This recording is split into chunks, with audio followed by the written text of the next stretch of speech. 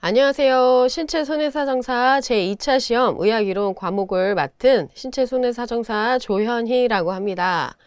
자, 여러분, 신체손해사정사가 되기 위해서 열심히 공부하고 계신가요? 자, 여러분께 도움을 드리기 위해서 신체손해사정사란 무엇인지 한번 먼저 가보도록 하겠습니다. 신체손해사정사라는 게 어떤 업무를 하는지 대충은 다 알고 계시겠지만 실무로 하시는 분들이나 업계에 계신 분들이 아니면 수험생 같은 경우에는 아직까지도 도대체 무슨 일을 하는지 잘 모르시는 분들이 많이 계시거든요. 근데 그거에 대한 이해도가 있어야 어떤 과목에 어떻게 중점을 두고 공부를 해야 되는지 이게 이해가 가기 때문에 그것도 한번 짚고 넘어가시는 게 좋을 것 같습니다. 신체손해사정사는 우리가 흔히 들고 있는 뭐 S보험사나 H보험사와 같은 개인보험, 그리고 교통사고 당했을 때 바로 달려오는 자동차 보험, 그리고 업무 중 업무를 하기 위해서 회사에서 산재보험을 들어주죠. 그래서 내가 다친 만큼 산재에서 어떻게 처리를 해주는지 그런 것들도 들어보신 적 있으시잖아요.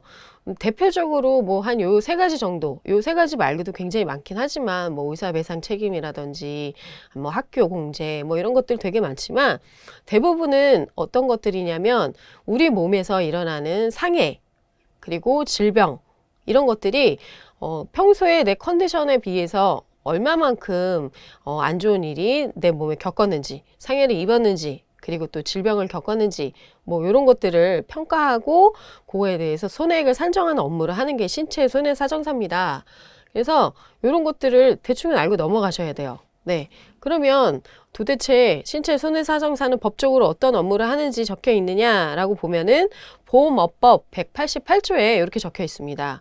손해사정사는 손해액을 손해사실, 발생사실에 대한 것을 확인을 해서 이게 정말 손해가 발생한 사실이 맞는지 평가하고 확인을 해야 되는 업무를 하고 있고, 두 번째, 약관 및 법규에 이 사람이 발생하는 손해가 약관이나 법규에 견주어서 이거 보상을 해야 되는 그런 손해가 맞는지 그런 건 적정성을 판단할 줄 알아야 합니다. 그리고 세 번째는 그게 이 사람이 손해를 보상을 받을 만큼 적정을 하다면 도대체 이 사람이 얼만큼의 손해를 받았는지에 대해서 산정을 할 줄 알아야 되겠죠? 그러면은 기준, 이 사람의 최상의 컨디션은 이만큼이었는데 거기에 비해서 몇 퍼센트의 손해를 받았는지 그거를 산정할 줄 아는 그런 능력이 있어야 되는 겁니다. 최종적으로 보면은 인체에서 우리 몸에서 일어나는 모든 업무를 관장을 한다고 보시면 되고, 어떤 일을 겪던 교통사고가 당했건 아니면 길을 걸어가다가 보도에서 넘어졌건 자전거를 타고 가다가 뭐 보도블록이 깨져 있는데 미처 보지 못하고 넘어졌을 때 내가 다쳤다면 어떤 부분에서 문제가 생각하는지, 그러니까 이 몸에서 일어나는 모든 것들을 다 관장하고 있다고 보시면 되는 겁니다. 네. 그러기 위해서 우리가 의학이론을 공부를 하는 건데요. 의학이론은 여기 그대로 나와요. 보험금 산정 시 지급 기준에 그 지급 기준에 부합하는지 판단을 할 때 근거가 되는 학문이기 때문에 가장 기초가 되는 학문입니다. 그래서 가장 기초가 되기 때문에 그만큼 기준이 딱 명확하게 만들어져 있다고 보시면 되는데, 뭐 면부책을 따진다든지 뭐 법리를 따진다든지 그런 학문이 아니거든요. 그래서 얼만큼 내가 많이 시간을 투자를 했느냐에 대해서 고득점이 가능한 학문입니다. 의학이론은. 네. 뭐 예를 들자면 추간판 탈출증에 대해서 우리가 이제 예를 들어서 설명을 하자면, 추간판 탈출증 우리 많이 들어봤죠. 디스크라고 부르는 사람도 있고 추간판 탈출증이라고 부르는 사람도 있는데, 이 추간판 탈출증의 이 추간판은 어느 부위인지, 그리고 탈출을 했다면 기본에서 얼만큼 탈출을 한 것을 탈출이라고 하는지, 그리고 어느 방향으로 탈출을 했는지, 이거로 인해서 증상은 어떻게 나왔고 치료는 또 어떻게 해야 되고, 그거로 인해서 치료했을 때 나중에 만들어지는 합병증은 어떤 것들이 있는지, 네, 그런 것들을 알고 있어야 정상에 비해서 어느 정도의 손해를 입었구나를 판단을 할 수 있겠죠. 네. 그래서 기본적으로 신체손해사정사는 이 의학이론이라는 과목을 기본적으로 숙지를 하고 계셔야 합니다. 네. 그래서 근데 의학이론은 모두들 되게 어렵다고 생각을 하시는 분들이 굉장히 많으신데, 어려운 학문이 아니고 낯선 거죠. 여태까지 살면서 한 번도 내가 아파서 병원에 가지 않는 이상 어느 뼈가 뭔지, 어떤 질병은 뭔지 들어본 적이 없기 때문에 되게 낯설고 생소한 것이지 어려운 것이 아닙니다. 그래서 자주자주 접하시고 어떤 뭐 질병의 이름이나 뭐 아니면 뭐 머릿속에 있는 아주 굉장히 뇌도 세분화가 돼 있는데 그런 것들을 공부를 하다 보니까 어렵다고 느끼시는 분들이 많은데 접해보지 않은 거기 때문에 생소함으로 이거를 자주 접하시고 하루에 20-30분씩 투자를 하셔가지고 조금씩 자꾸 암기하고 넘어가시고 그러다 보면은 익숙해지고 금방금방 내 거가 되기 때문에 용기를 내시길 바라겠습니다. 자, 그러면 의학이론은 어떤 장점이 있느냐? 방금 전에 말씀드렸듯이 의학이론은 내가 시간을 투자한 만큼 내가 어렵지만 이것을 극복을 하고 외운 만큼 충분히 고득점을 받을 수 있는 과목이거든요.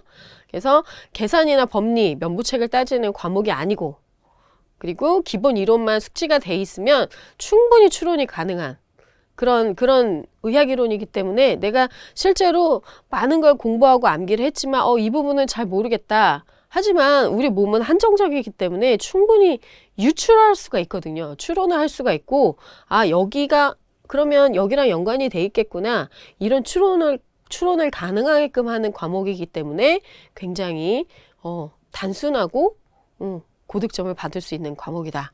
그리고 공부를 하다 보면 어떤 분들은 이제 재밌으니까 아주 깊이 있게 막 공부를 하려고 막 하시는 분들도 계세요. 근데 절대로 그러실 필요가 없습니다.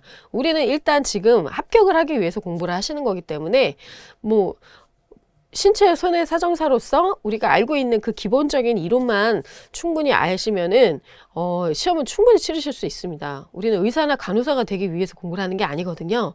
그러니까 그 정도 우리가 지금 가지고 있는 교재만 충분히 내 머릿속에 다 넣으면 굉장히 높은 점수를 받으실 수 있는 거죠. 그러니까 깊이 있는 내용은 나중에 손해사정사가 되신 다음에 그때 하셔도 늦지 않으니까 지금 있는 교재만 충분히 숙지하고 넘어가셔도 됩니다. 그럼 의학이론의 문제는 특징이 어떤 것들이 있는지 한번 쭉 훑어보시면 자, 그 질병에 대해서 어느 정도 이해를 하고 있는지가 항상 나오죠. 가장 기본이 되는 것들, 뼈의 이름, 그리고 인대 이름, 그리고 이 뼈와 이 뼈가 만나는 그 관절은 어떤 관절인지 알고 있는지 그렇게 질병의 이해도에 대해서 나오는 문제가 많아요. 그래서 질병 이해는 중요한 부분은 정의랑 원인 그리고 증상까지는 기본적으로 숙지하고 넘어가셔야 되는 거고 이게 어떻게 해서 질병이 되는 건지에 대해서 진단 기준을 알고 계셔야 되겠죠. 그래서 국제적인 진단 기준은 어떻게 되는지 대부분의 그 의학은 우리나라에서만 이렇게 평가하는 게 아니라 전 세계적으로 공통적으로 판단하는 기준이 명확하게 나와 있거든요. 그러면 그것도 분명히 알고 넘어가셔야 되는 거죠. 그래서 진단 기준은 어떻게 돼 있는지 그리고 종류는 어떻고 위험한 인자는 어떤 것들이 있는지 이런 것까지 쭉 알고 흐름을 타고 넘어가시면은 충분히 암기하실 수 있습니다. 네, 그리고 치료는 어떻게 해야 되는지 그리고 합병증은 어떻게 나오는지 그런 것까지 알고 계시면 더 좋겠죠. 자, 그러면 최근 동향이 되는 것들은 어떤 것들이 있는지 자, 최근에 사회적으로 또 이슈가 되는 것들 뭐 코로나 같은 경우에도 문제로 만약에 풀어낸다면 감염병은 어떤 것들인지 전염병은 어떤 것들인지 그리고 1급 감염병, 2급 법정 감염병 뭐 이런 것들은 어떤 종류가 있는지 이렇게 문제로 풀어낼 수가 있겠죠. 그리고 지급 기준이 변경이 된 것들 뭐 형태학적 분류 이런 거는 이제 제3보험에서 나올 건데 제3보험이랑 의학 이론은 굉장히 밀접한 연관이 돼 있기 때문에 그거에 의해서 뭐 형태학적 분류가 올해는 뭐 다른 걸로 바뀌었다. 그렇다면 이거는 기준이 뭔지 진단 기준이 뭔지 알고 있어야지 형태학적 분류에 어떻게 이게 녹아내리는지 알게 되겠죠. 그렇기 때문에 지급 기준이 변경된 사항은 어떤 것들이 있는지 그리고 최근 대법원 판례는 어떤 것들이 나왔는지 사회적으로 최근에 항상 문제가 되는 것들이 많잖아요. 뭐 최근에 뭐 백내장이나 뭐 이런 것들은 대법원 판례까지 나오면서 굉장히 사회적으로 이슈가 되고 있거든요. 이분이 백내장 수술을 할 만큼의 그런 진단 기준에 맞는 분인지 등급은 어느 정도인지 그리고 수술을 했다면 뭐 다초점 렌즈를 썼는지 단초점 렌즈를 썼는지 뭐 이런 것들에 대해서 대법원 판례가 나온 게 있기 때문에 이런 것들이 사회적으로 지금 이슈가 되는 문제들이 어떤 것들이 있는지 알고 계신다면 아, 올해는 이런 문제들이 나올 수도 있겠구나라고 유추가 가능하시겠죠. 그래서 그런 것들도 알고 계시면 좋을 것 같습니다. 그러면 의학이론은 어떻게 공부해야 되는지, 네. 이렇게 쭉 읽어보면 사실 별거 없어요. 네. 근데 이거를 못한다고 자꾸 어렵다고. 해부학적 명칭은 당연히 다 알고 가셔야 되는 거거든요. 근데 요거는 개수는 굉장히 많지만 뼈가 206개잖아요. 206개 이름 어떻게 내가 다 외워. 근데 외우면 분명히 점수는 1점이라도 더 올릴 수 있거든요. 그래서 기본적으로 내가 하기는 어렵지만 시간을 투자한다면 분명히 점수로 내가 보답을 받을 수 있는 과목이기 때문에 암기하고 넘어가시면 좋은 겁니다. 그래서 하루에 조금씩 최소한 30분씩이라도 늘 투자를 하셔가지고 고득점 받으셔야죠. 네. 그래서 기본적으로 해부학적 명칭은 반복적으로 암기를 하고 가셔야 되고, 그리고 그게 이제 바탕이 돼서 나오는 우리 몸에 나타나는 병명, 그 병명의 정의, 이 병은 어떤 거고 왜 생기고 증상은 어떻게 나오고 증상으로 치료는 어떻게 받고, 그리고 치료를 받아도 남을 수 있는 합병증은 어떤 것들이 있는지, 요것만 전체적인 흐름만 쭉 훑고 넘어가시면 그 병에 대해서는 어느 정도는 알게 되겠죠. 네. 그리고 실무적인 부분, 방금 전에 말씀드렸던 사회적인 이슈가 되는 문제들은 어떤 것들이 있는지, 네, 그리고 요즘에 보험사의 동향은 어떤 것들인지, 이런 것들을 또 알고 가시면 훨씬 더 좋으시겠죠. 네. 그리고 마지막으로 기출문제를 계속 응용을 하시면 좋은데, 우리 몸은 한정이 돼 있기 때문에 무언가 창출을 해서 문제를 내지 않거든요. 항상 우리 몸에 정해져 있고 그 몸에서 나타날 수 있는 질병의 양상이나 이런 것들은 한정이 돼 있기 때문에 기출 문제가 아무리 새롭게 창조적으로 나온다고 해도 그 안에 틀에서만 갇혀 있어서 나온 거기 때문에 기출 문제를 적극적으로 활용을 하시면 충분히 고득점 받으실 수 있습니다. 자, 그러면 여러분 의학이론 제가 최선을 다해서 가르쳐 드리도록 노력할 거고, 여러분들도 충분히 연습하시고 암기하셔서 고득점 받으시기를 기원 드리겠습니다. 자, 감사합니다. 그럼 다음 시간에 다시 뵙도록 하겠습니다.